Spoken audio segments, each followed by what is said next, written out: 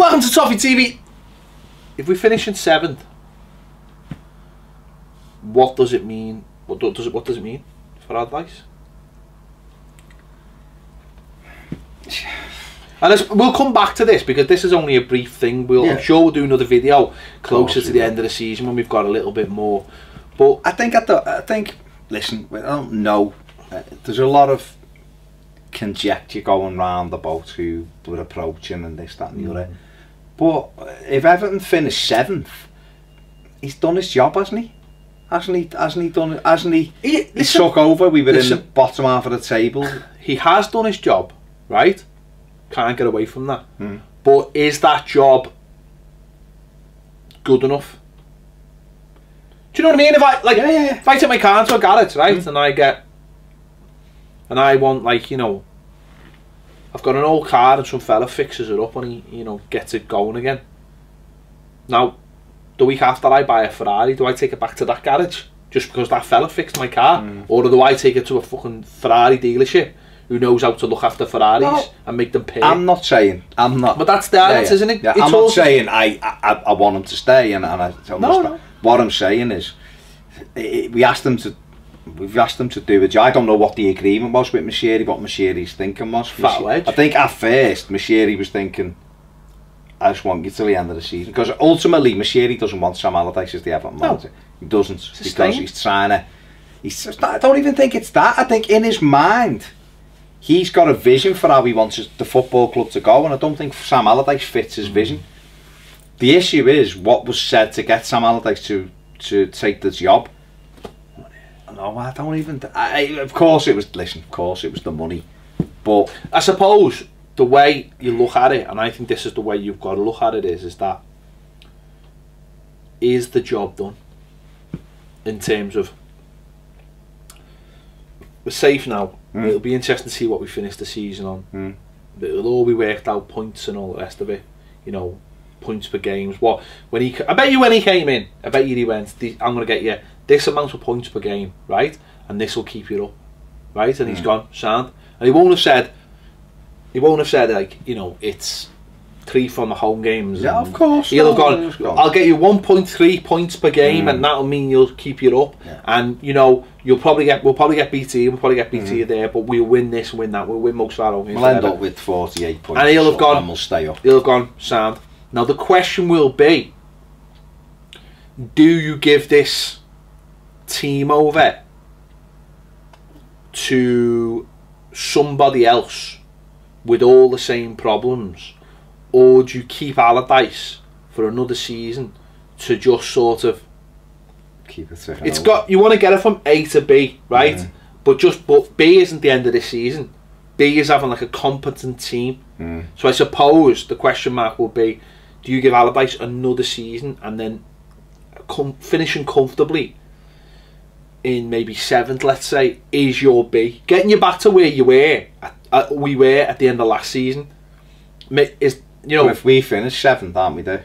Well, that's the question mark though, isn't it? Are we there? Because we've taken, like you said before, last season, okay, first part of the season, we didn't, you know, we won the first few games and then we didn't win a game for 10, and then we had a good second half of the season. Going to it at the end, it was positive, we'd finished for Europe and it was a feel-good factor, but this season doesn't feel like that. And even if we finish in the same position, although let's say if we win 4 of the last 7 games, then it will be a good end to the season. But I still don't think fans will go, this should be a good season, because it hasn't been a good season. We went out of Europe in the group stages, went out in the FA Cup in the 3rd round, we went out to the League Cup in the first stage we faced or whatever. So fans will go, well, no, this hasn't been a good season. So that'll be the decision he makes. But then that's a big question. That's a big question, because there will be big shiny things out there this season. There will be. I think the problem, the thing for me is, just very quickly before we wrap it up, the thing is, where do we want to go? That's the key for me. And if we give it to Sam Allardyce again, then it's short-termism again. But that's trading off against, like you just said, Sam Allardyce, whether you like him or not, is a safe pair of hands, right? If Sam Allardyce is Everton manager for next season, Everton will finish in the top 10, guaranteed. Right? Cause I just think they will, because he's able, whether we like him or not, he's able he's experienced enough to kind of go, we'll get wins here, there and there. You know, it'll be shit against the top 4 or 5 away because he won't think he can beat them. But we'll beat a lot of these teams at home. Yeah. So that'll get us anywhere between 7th and 10th next season, alright? So that's your starting point. Or do you gamble that against Paulo Fonseca, Marco Silva, Thomas Tuchel? No, Marco Silva, Paulo Fonseca, say for argument's sake, who could be the key to igniting the football team, right? By going, we're going to play like this. Yeah. I want him, and him. We're going to have this dynamic football side. The fans are going to get fully behind you, and we're all going to move forward, and we're going to get this train moving again, because it was moving. It fucking crashed into the bollards, and we've got it back on the tracks again. It's moving, but not properly. But this fella comes in and drives it 3 times quicker than this one, and that is the trade-off. Do you want your club to be? He'll want Moshiri. I think Moshiri will. If you could sit Moshiri down here now and say, listen, if you appoint Paulo Fonseca, you're uniting 95% of the Everton support. They'll all get behind him, and in 3 months' time, Everton are going to be playing this attractive football, and people are going to be saying, this club's going somewhere with him. That's what I think he wants. But the problem is, then it goes back to what I've just said about the garage, because if you've got some managers who are working in the Ferrari garage, and if you take a shit car to them, they wouldn't have a clue what to do with it. And it is that side of things as well, isn't it? But be honest though, you look at our team, right? Look at our squad. Do you think the squad's shit, really? I think it needs work. Of course it does. It needs major signings for key positions. Well, they're all key positions, aren't they? It needs major signings.